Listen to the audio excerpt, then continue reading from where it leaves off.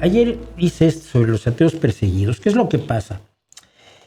Siempre hablamos de las persecuciones religiosas y a mí me parecen lamentables todas ellas. El hecho de que yo sea enemigo de la religión no me hace enemigo de los creyentes en las religiones. No soy tan tonto.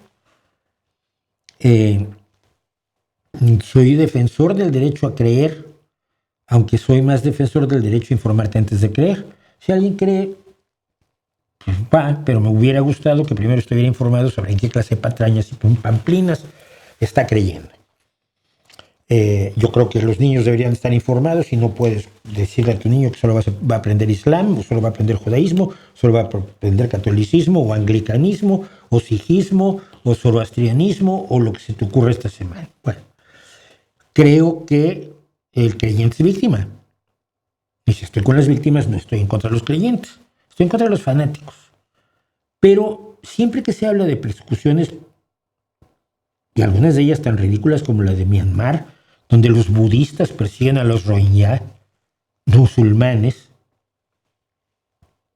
También los budistas persiguen a los musulmanes en Sri Lanka, si mal no recuerdo. Los tigres del Tamil eran una guerrilla budista. Tú sabes, los budistas y la paz, la meditación y todo ese cuento que cuentan para que caigan los tontos de California. Pero siempre se habla de la persecución a los judíos, terrible, durante 2000 años. De la persecución a los cristianos en los primeros 300 años de la cristiandad, de la persecución a los musulmanes ahora, los Rohingya, o los uigures, los musulmanes uigures en China, que están siendo masacrados brutalmente por el gobierno de la etnia Han, del que hablaremos luego porque vamos a hablar de China. Pero nunca se habla de cómo la llevan los ateos, que la llevan de la patada, y otros no creyentes u otros herejes, apóstatas, descreídos, agnósticos, no religiosos o como se quieran llamar, han sido sometidos a unas enormes persecuciones a lo largo de la historia. Y reflexionando sobre eso fue que decidí hacer este pequeño video sobre los ateos perseguidos, una breve historia de cómo han sido perseguidos aquellos a los que acusan de ateos sin serlo, a Sócrates, por ejemplo, o ya cuando apareció el ateísmo de verdad, el ateísmo de no creo en dioses, no es que no crea en tu Dios, o no es que dude yo de la mitad de tus dioses, pero la otra mitad está muy bien, que es lo que hacía Sócrates, por ejemplo. Cuando surge el ateísmo real, a raíz de la Ilustración, que es la hija intelectual de la Revolución Científica, por supuesto, la persecución se agudiza. Ahora sí dices, no creo en tu Dios.